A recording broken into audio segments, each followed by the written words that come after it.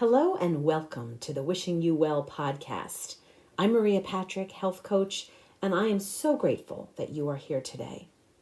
In this episode, we're going to talk about something foundational, something that influences your energy, your mood, your hormones, your immune system, your sleep, truly every system in your body.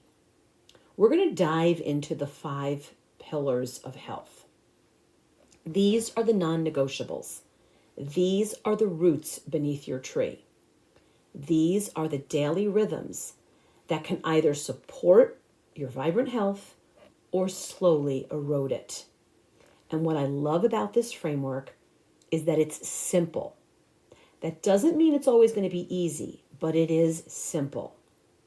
When we focus on pillars instead of quick fixes, what we do is build resilience. We build longevity. We build sustainable wellness. Those are the reasons that I became a health coach. Those are the very reasons that I started this podcast. So we're going to walk through these pillars of excellent health together. Starting with pillar number 1, nourishment. This isn't about dieting or restriction or fasting, or punishing yourself. This is not about obsessing over macros. This is about true nourishment. Food is information because every bite sends instructions to your body. The food you eat tells your cells whether to create inflammation or to reduce it, whether to stabilize your blood sugar or to spike it, whether to support the detoxification of your liver or to burden it. The first pillar is all about eating real, whole, minimally processed foods that support your body's natural design. Think of it as this: colorful vegetables, clean, lean proteins, healthy fats, fiber, hydration, and balanced blood sugar. When nourishment is in place, cravings will decrease, energy will stabilize, hormones will regulate, and brain fog will lift. As I always tell my clients, you cannot supplement your way out of a poor diet. But here's the compassionate part. Nourishment not only includes what you eat, but how you eat it. Are you rushing?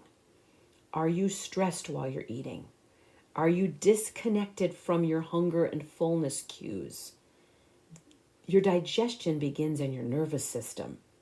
So if you're eating in fight or flight mode, your body is not going to prioritize your digestion.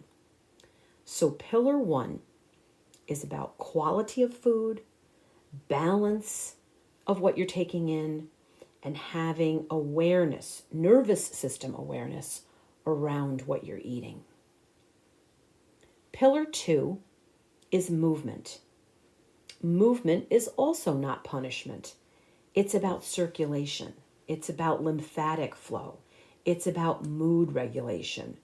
The body was designed to move.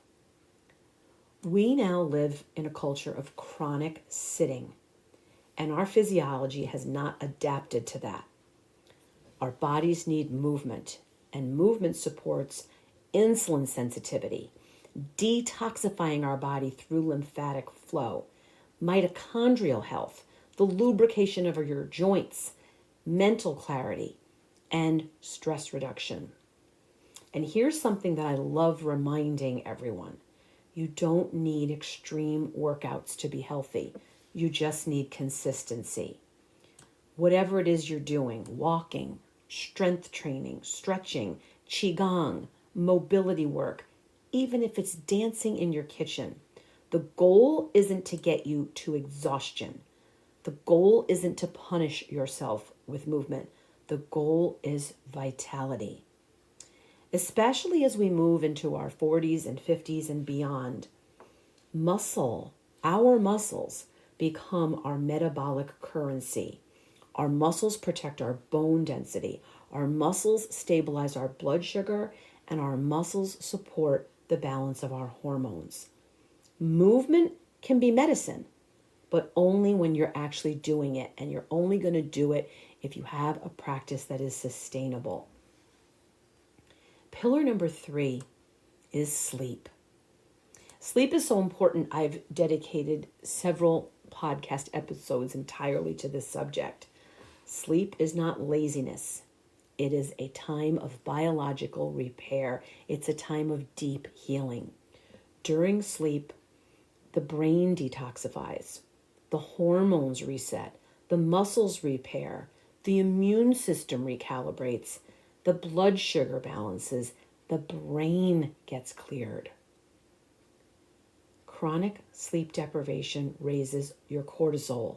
Cortisol increases insulin resistance. Insulin resistance increases inflammation, and that affects appetite hormones like leptin and ghrelin. Here's the powerful truth.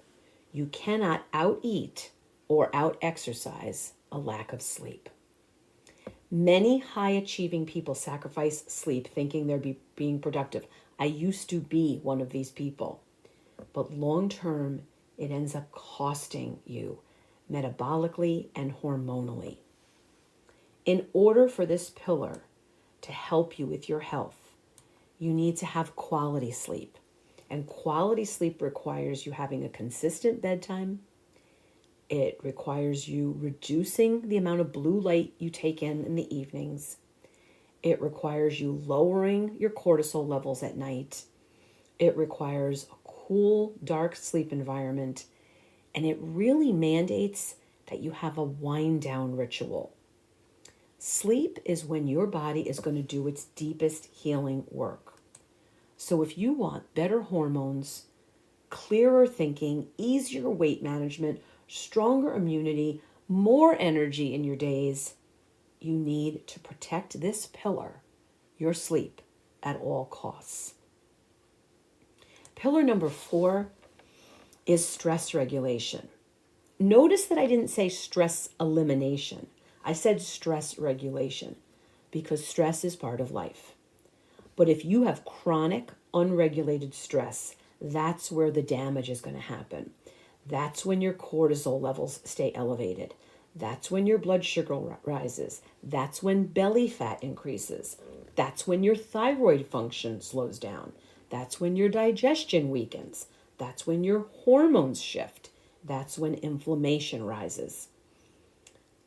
The nervous system is going to determine whether your body is in repair mode or survival mode.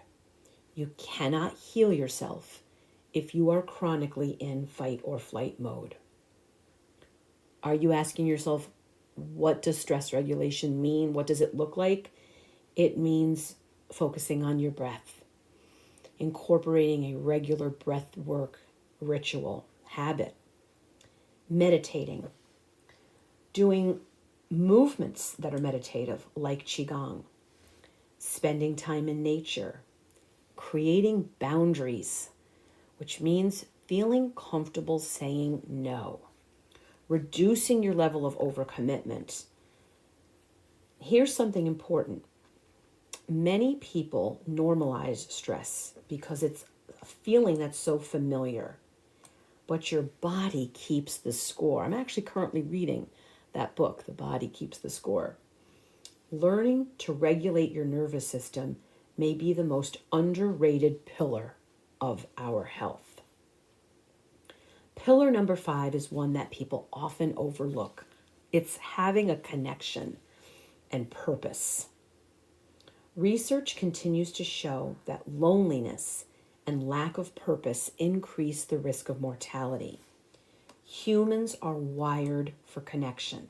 Connection to other people, connection to community, connection to meaningful work, connection to nature, connection to spirituality, connection to creativity. Purpose regulates our inflammation. It improves our mental health. It increases our resilience.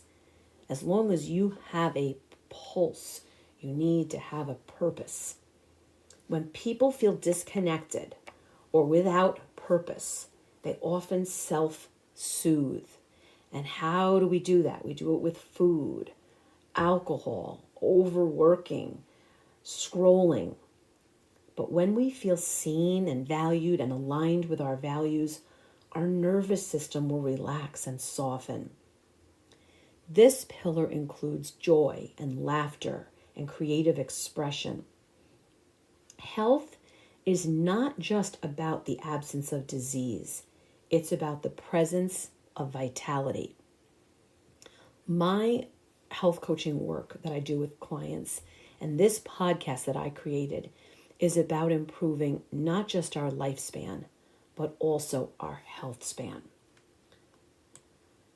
We need these 5 pillars to work together. They are interconnected because poor sleep increases cravings. High stress affects our digestion. Lack of movement affects your mood. Poor nutrition disrupts your sleep. Isolation increases stress. You get the idea here, right? Each one begets the other. You cannot compartmentalize your health. If one of these 5 pillars becomes weak, the others will often follow. This is why I don't focus only on diet and nutrition with my clients, or only on exercise, or only on supplements. We need to zoom out. We need to look at the whole picture. As you're listening, take a gentle self-assessment of where you're at. Ask yourself, which pillar feels the strongest for me right now? Which of the 5 pillars feels neglected? Where am I overperforming? Where am I undernourishing myself? You don't need to overhaul your entire life. You don't need to build all 5 pillars in one day or 1 week or 1 month. Start with one small shift. Try going to bed 30 minutes earlier. Try adding protein to your breakfast. Try taking a 15-minute walk after your dinner. Try 5 minutes of breath work or qigong. Call a friend. Email a health coach. Listen to a health podcast. Consistency compounds. Why does this matter? It matters as we advance in age. Once we hit a certain age, our hormonal shifts amplify everything that we're going through. Our sleep becomes lighter, our stress seems to hit harder, our muscle mass declines faster, our blood sugar becomes more sensitive. If your 5 pillars aren't stable, your symptoms are going to feel louder. But here's the good news. When your pillars are supported, your body will respond in kind. It will respond beautifully. You are not broken. You are adaptive. You are resilient. Your body wants to move toward balance. My final thoughts on the 5 pillars is that health is not about perfection. It's about finding alignment and balance.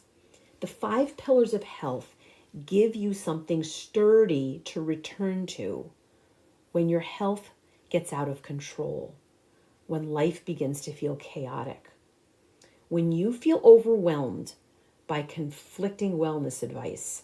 Come back to the 5 pillars. Nourish, move, sleep, regulate your stress, connect with purpose. That's the work. That's the foundation. That's the 5 pillars on which we build sustainable, vibrant health. Thank you so much for spending this valuable time with me today. I hope you'll think about sharing this episode with someone who might need a reset, or someone who could use help building the 5 pillars in their life.